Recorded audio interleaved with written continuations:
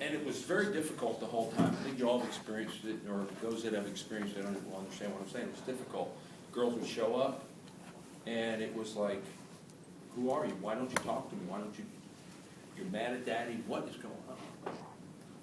And we did that for about a year and a half, until my daughters were forced to sit me down with affidavits signed and say, we don't want to live with you anymore.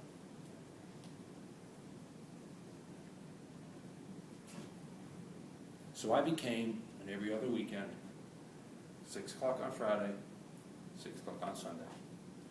And guess what happened then? Every one of my weekends, they just magically had sleepovers. Magically weren't there. So for 2 years, I went through that. I was not allowed in the home that I had purchased. In the home that I had purchased, I wasn't allowed. I had to stand at the front door when I would come pick them up.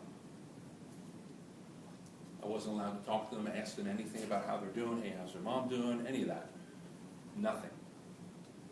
And anything I did, you know what happened. Went right back. And it all came to me. It all came back circular. This is a small town. I live here in the area. I live in Keller, Texas, just the next town over. I'm very involved in the community. I was involved in the school. In fact, we were working on a program at Keller High School called Watchdogs. I don't know if any of you are familiar with that program. It stands for Dads of Great Students. And we're working on that, and they've asked me to try to help coordinate that as well. So I'm involved in the schools. Heck, I work with the school district. I do leadership training for the school district. I do leadership training for the cities. I am out in the community, and as what we said, the most eligible bachelor in the city of South Lake. It was for a charity auction type thing that I did. But I tell you, I experienced that, but I didn't have any relationship with my daughters. 2 beautiful girls. I didn't have a relationship with them because they were being told I was a horrible person.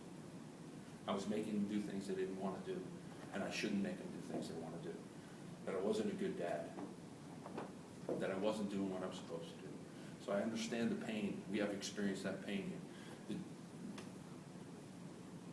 forward side to this story, fast forward a little bit, 2 years later, I began, at that moment when my children walked away, I began the effort to, I got mad. Oof, God said I get mad. You know, I'm a big guy. You can probably see I get a little high energy. I'm having a little fun, and then when I'm going, I can go hard and fast. I got mad. I was mad a lot. And I just, why don't I have a relationship? Why can't I talk to my kids? Why can't I do this? What's going on? And when I finally met Wendy, she shared with me what it was. And I kind of had something's going on here, and I had a therapist I was going to. He says, there's some alienation going on. I said, what's that? You know, we never knew. So I started figuring it out. And my therapist really helped me through this, and what he did is he said, Rick, you just need to get your head right. You got to do what you got to do, and you got to just love on them. Just love them. Show them who you are. Show the kids. So, that's going to be the theme of what I want to talk to you about today. But fast forward a little bit for it is 2 years later, after working my butt off, my daughters came to me.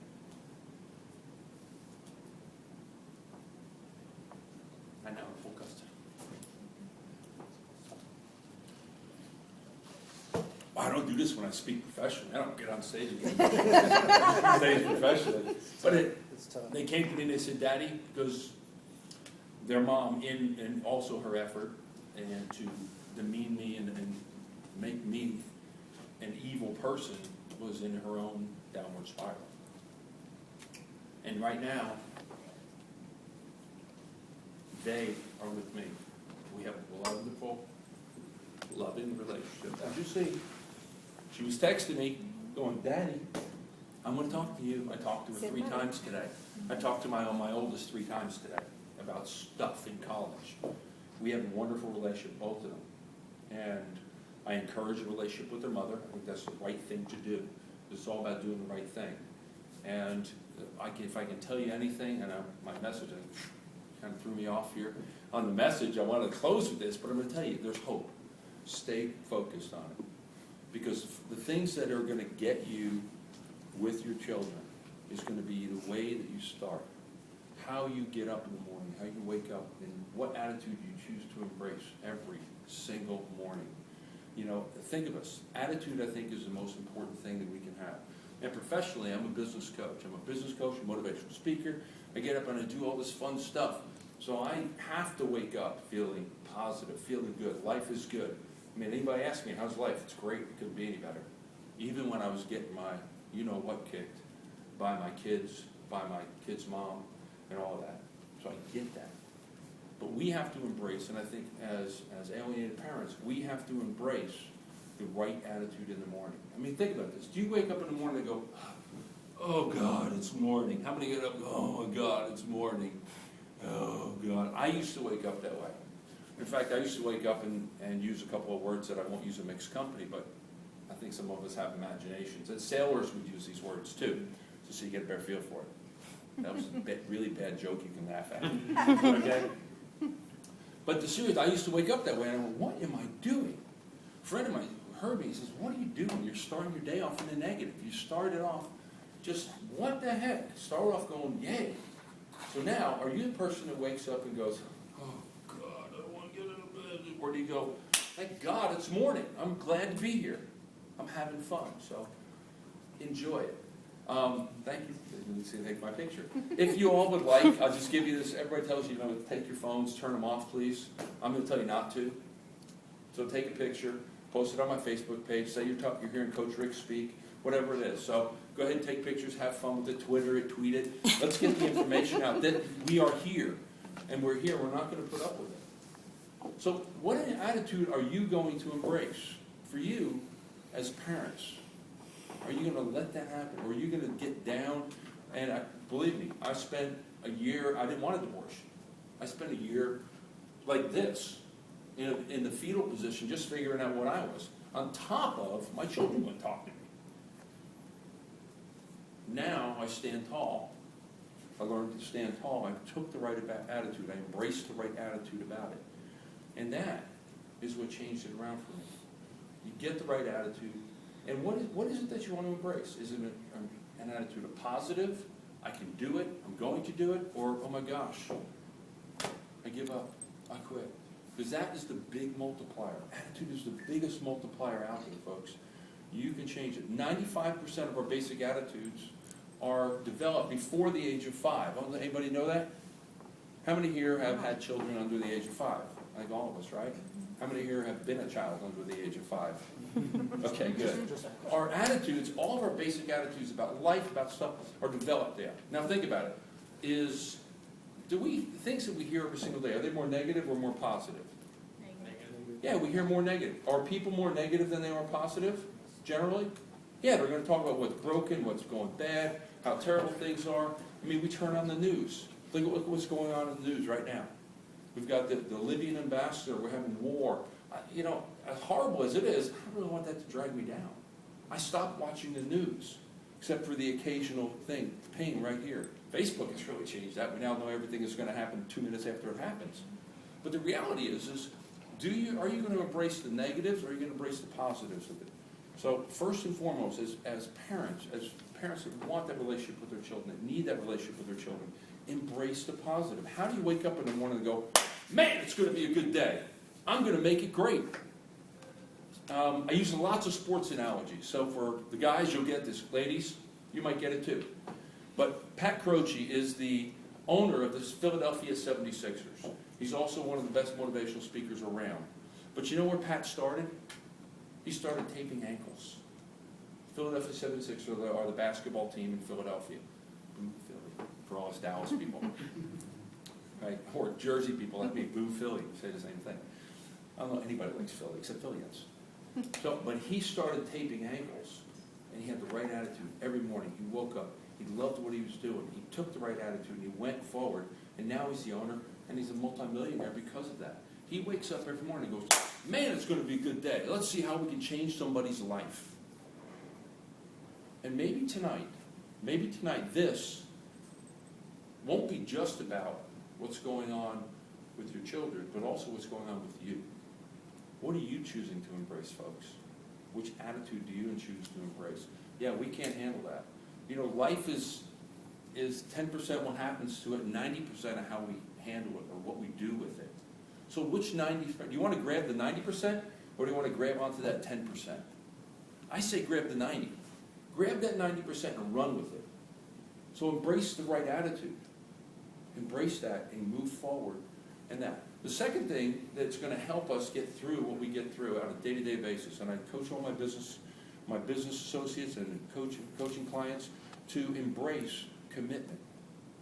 Are you going to make a commitment to get yourself healthy?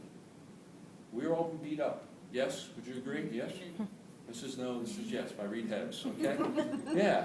We've all been beat up. We've taken this. We've taken our emotional hits. Are you going to make a commitment to not let those hits keep you down? Are you going to make a commitment to do that? You know, we talk about attitude. My father passed years and years and years ago, 98. But he was one of the neatest guys on the face of the planet. And I miss him dearly, but what a great guy. But he looked at me and his attitude was, and he wasn't a highly educated man. He worked at a telephone company. He says, Rick, you're going to be a great mechanic. Huh? What? Because his perception, his attitude about mechanics was it was good. They made good money back in the 60s and 70s when I was a kid. Right? They were big. They had to be strong because they had to lift those engine blocks and take the tires off.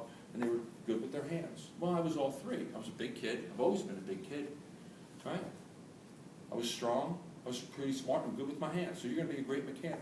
If I had embraced that and listened to him, I wouldn't be here today with you. So which attitude are you going to embrace? And then moving on to what commitment are you going to make to your personal development? And that's this next step, is what commitment are you going to make? And what is commitment? I mean, how do you make a commitment? I met in 1975 and 76. I was in high school. I know I look a lot younger. Thank you. But in reality, I was a high school junior and senior, and I played basketball. Being 6'4", I played basketball, and I went to the Pocono Invitational basketball camp, and I met the man who I think had just showed the epitome of commitment. He showed the epitome of it. His name was Jim Valvano. Some may be shaking their heads. He also known as Jimmy V. He founded the Jimmy V Foundation for cancer research. He was also an amazing basketball coach and an amazing motivator, and he made a commitment to excellence, a commitment to giving, and a commitment to helping. And I was a 16-year-old kid, and he's a little guy. He really was all like 5'10". So for me, that's little. Right? Oh, sorry, guys. But he was a little guy. And he said, look, you're a big kid. You want to play with my guys. He was one of the teachers up there every summer. He would go up and teach. He was coaching at Little Iona College up in New York at the time. And I got to play with the college kids because I was bigger than most. I started working early, so I got to understand how to interact with adults at an early age. So I was looking a little more mature, acting a little more mature than my chronological age. I got to play with the college boys. This is cool. I got to play with the college kids. And he taught us to make a commitment to your team. How do you make a commitment to your team? And what I just learned this from him. And he would carry around this little skateboard with a rat on it. Like, what the heck is that? Now I go, that's kind of silly. But we wanted the skateboard. He would give it to a camper every week. And I was up there for 3-4 weeks at a time in the summer. And we had this little skateboard with a rat, because he would tell you, be a rat, be a gym rat, be a defensive rat. I want you to be a rat. Come on, get down, be a rat. And you say, get down like this, and come on, be a rat. And he was telling us to take a stand, to make a commitment for our team. To be a rat, in his mind, was to take an offensive foul, was to take a charge. And when you take a charge, for those that don't know, when you take a charge, you plant your feet, and you just stand there. And the guy's driving for the basket, and guess what's going to happen? Bang, you're going to get run over. But you're taking one for the team, because it's a foul. We're going back the other way. And he told us, take a stand for your team. Make a commitment to your team to protect the basket. So from there, you go, okay, what commitment do I need to make now? What are the commitments that I need to start making to make sure my life is right, I'm right, and then my kids are right. And what I learned going through what I went through is I was able to make a commitment to be a loving father. I was pissed. Excuse me. Pardon me. I was mad. I was mad. You know, I was just mad at everything. And we've all experienced it, right? Yeah, you're just mad. You just want to scream and yell and cry. But you know what? I realized that wasn't getting me where I needed to go. Because I was doing a disservice to my children and to the people around me. So I said, I'm getting the right attitude. I'm making a commitment to be the best father. And that's who I'm going to be. I stood up there and I just told them I love you, even when they wouldn't look at me. I love you very much. You look beautiful today. I want to see you this weekend. Can I take you to lunch? Because during that period when I didn't see my children, it was everything that could be done to keep me from them. My daughter's 16th birthday. Her oldest daughter, 16th birthday. Driver's license, big deal, right? This is a big deal. I want to see you on your birthday. Well, she got told, do what you want. Here's the keys to the car, go with your license, you don't have to see your dad tonight. And I chased her around town. I was literally like crazy, chasing her around town, trying to find her. Where's she at? Of course, she was driving as fast as she could to get away from me, because she was told, don't be around your dad. But I kept the commitment. I made that commitment to be a great dad, to love, to support, to give, and not fall prey to what I was getting. Not give back what I was getting. Absorb it and give only love back. So if I can tell you anything, make a commitment to be the best parent you can be. Stay with that. And like I said early on, I have a great relationship with my daughters now. I have full custody of them. They love me. I can't believe every night my youngest walks into my room. She's 16 years old and she says, "Good night, Daddy, I love you." Gives me a big hug. That never happened. That never happened for those 3.5 years before they came back, that I was just alienated.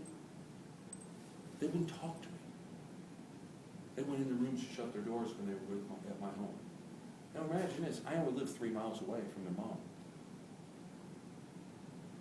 3 miles. They didn't want to come to my house, they didn't like my home. They were told, you don't have to clean your rooms, you don't have to do this, but I have my own rules. Now they respect it, because I held true to who I was as a person. Made a commitment to be a great dad and to hold true to my values. This is the way I run my home, this is who I am. I am not an ugly person, I'm not a mean person. I'm not going to harm you. I love you. And I stay true to that. That was my commitment there. So the last thing that I had to do was take some actions. I had to take some actions. Got my attitude right. I made a commitment to myself and to my children to do what it was going to take to get that relationship, whatever that relationship was, whatever it was. Letters, texts. We didn't have Facebook back then. I mean, I don't think we had Facebook, or we didn't use it very much, and not as much as today.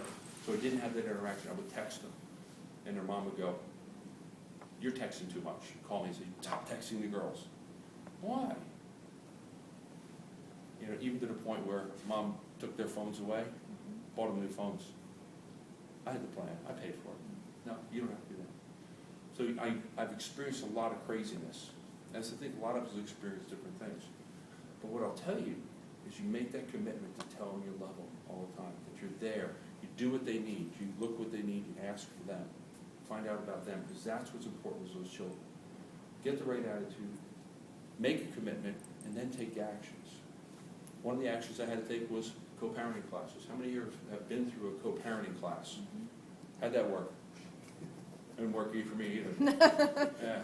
It worked for us, not for the other person. I got it, and I learned a lot. But you know, the only thing I think came out of that was the fact that if I hear something I don't like, I don't have to talk to you anymore. Click. Well, that was pretty regular. So the point is take out of it. I made us go to parenting classes. I made that. I don't know what it did, but my kids saw that I did that I want to make that happen. So what's the actions that you need to take? And I was talking a little bit ago early on about, and with Pam, right? We were just chatting. She was, "Oh, how do I Well, this is the way that you keep things going. You decide what you want.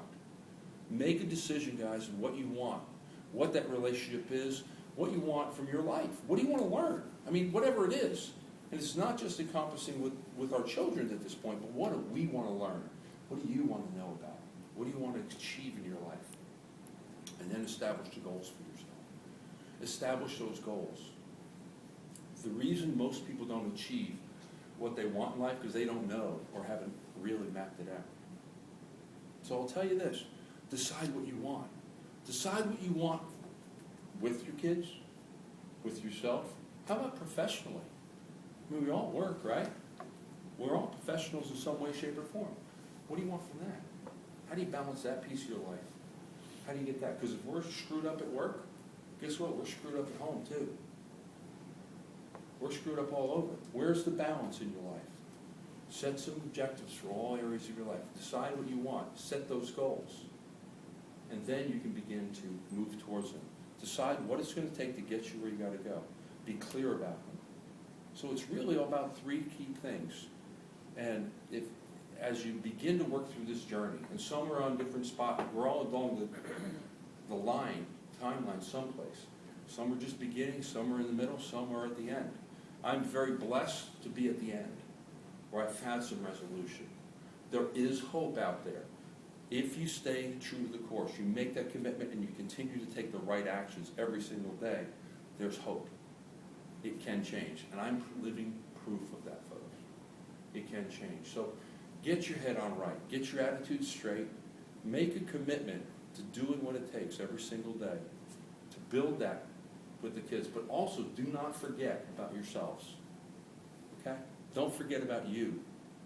Because you're more important. Remember, how many here have been on an airplane? Come on, that's really easy. Everybody been on an airplane? Right? When you hear those announcements, I used to fly a lot. I traveled years and years, millions of miles. And you hear the announcements, you're falling asleep, you got your iPhone on or whatever before you